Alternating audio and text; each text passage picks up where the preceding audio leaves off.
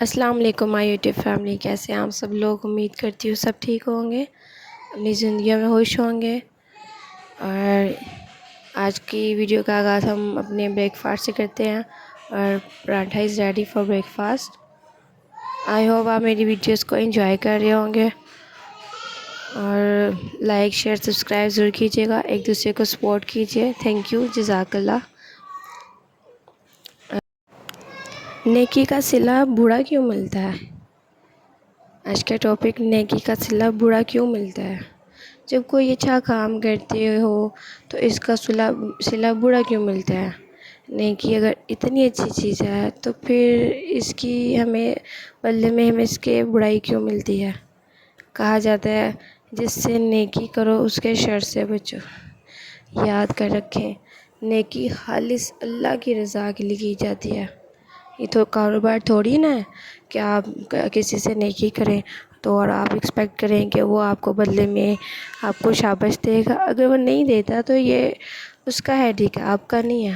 آپ نے یہ صرف یاد رکھنا ہے کہ آپ نے نیکی خالص اللہ کی رضا کے لیے کرنی ہے، ٹھیک ہے نا؟ کوئی کاروبار نہیں ہے ایک ہاتھ دے ایک ہاتھ لے، میں اچھا کر رہی ہوں تو تم بھی اچھا کرو۔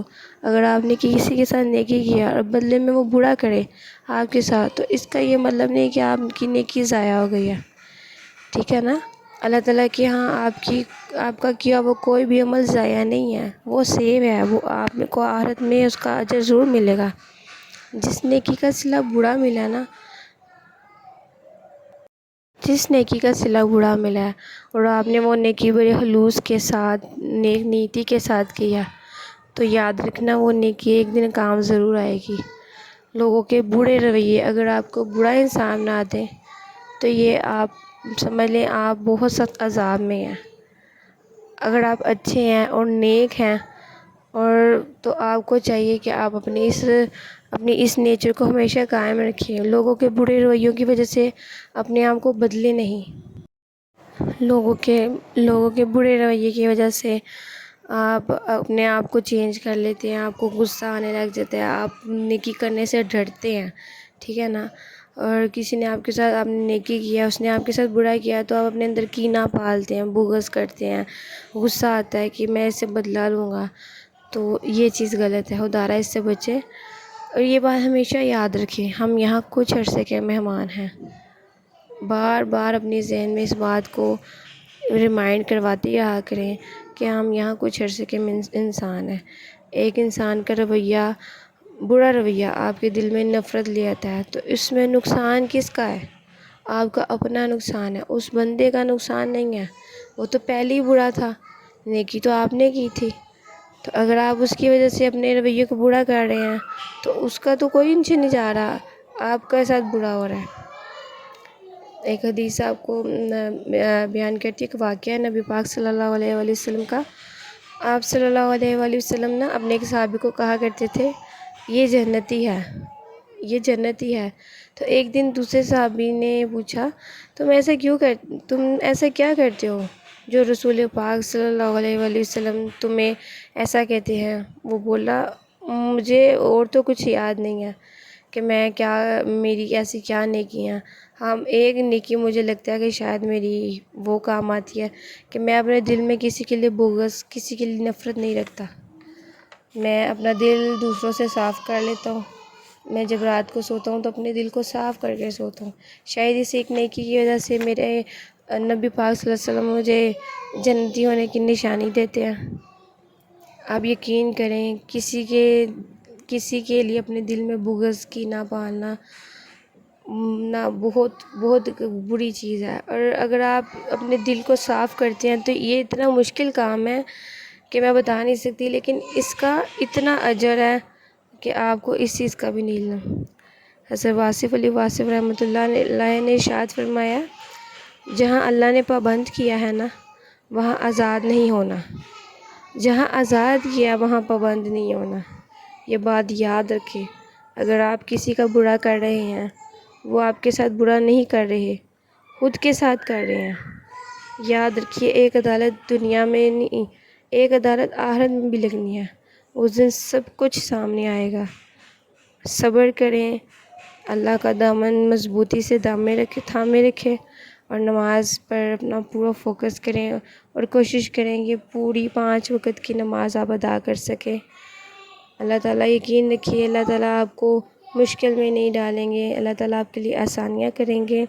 اللہ تعالیٰ بہت بے نیاز ہے، بہت بے نیاز ہے۔ اللہ کی رضا کے لیے آپ لوگ یہ بات یاد رکھیے، اللہ کی رضا کے لیے لوگوں سے بے نیاز ہو جائیں۔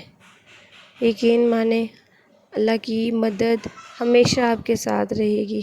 اب دعا کیا کریں اللہ سے، اللہ آپ قادر ہو ہر چیز پر، آپ رحمان ہو، آپ رحیم ہو، آپ کریم ہو، ہماری مدد فرمائیں، ہمیں اس مشکل سے نکالیں، ہماری اصلاح کریں، ہمارے لیے ہدایت تجویز کر لیں، کیونکہ جس کے لیے اللہ تعالیٰ ہدایت کا ارادہ کر لے تو کوئی بھی نہیں ہے اس دنیا میں جو اس کو گمراہ کر سکے۔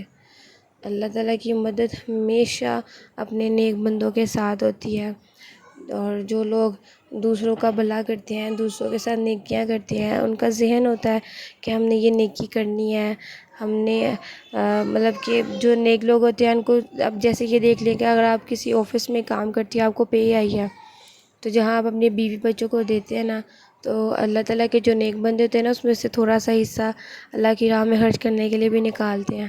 اور یقین مانی اس کام سے اتنی برکت ہوتی ہے، اتنی برکت ہوتی ہے کہ آپ کے پیسے کم نہیں ہوں گے بلکہ بڑھ جائیں گے۔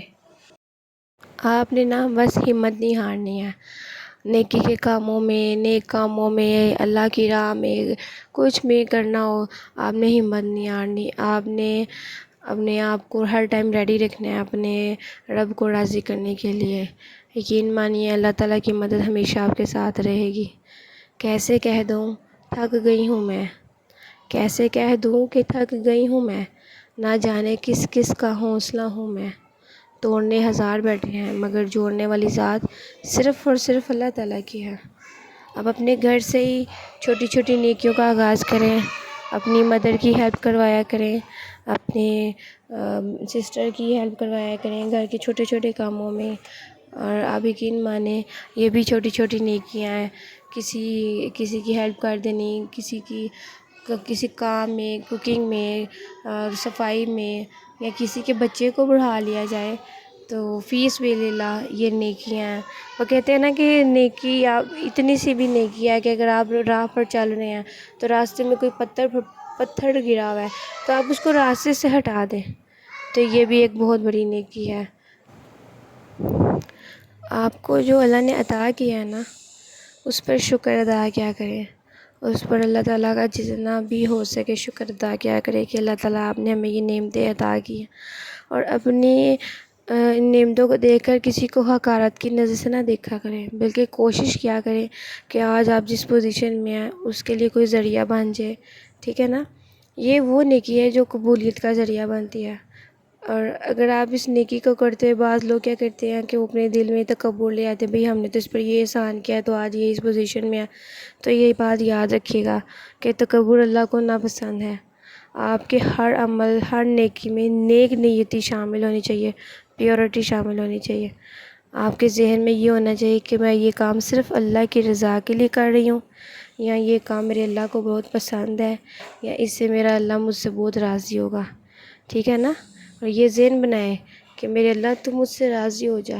جو اس نیت سے اپنے اعمال کو ادا کرتا ہے نا، تو اللہ تعالیٰ پھر اس کو نا ایک پاکیزگی والی زندگی عطا کرتے ہیں۔ اور دعا کیا کریں، ایک بڑی پیاری سی دعا ہے، اگر تم نہ کرو گے تو کرم کون کرے گا، اگر تم نہ کرو گے تو کرم کون کرے گا، اگر تم نہ سنو گے تو میری کون سنے گا۔ سبحان اللہ، اتنی پیاری مجھے یہ لائن لگتی ہے نا کہ ساری امیدیں، ساری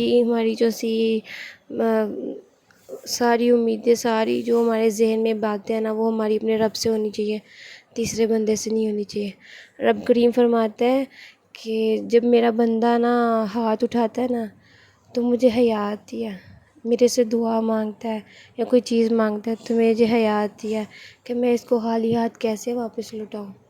آپ ذرا سوچیں، امیجن کریں، جو ہمارے کائنات کا خالق مالک ہے، جو ہمارا رب ہے، جو رحمان ہے، جو رحیم ہے، جو کریم ہے، کہ مطلب ہم اس سے جو چیز مانگتے ہیں تو اس کو اس چیز کا کتنا خیال ہوتا ہے کہ میں اپنی اس بندی کو یہ چیز عطا کر دوں۔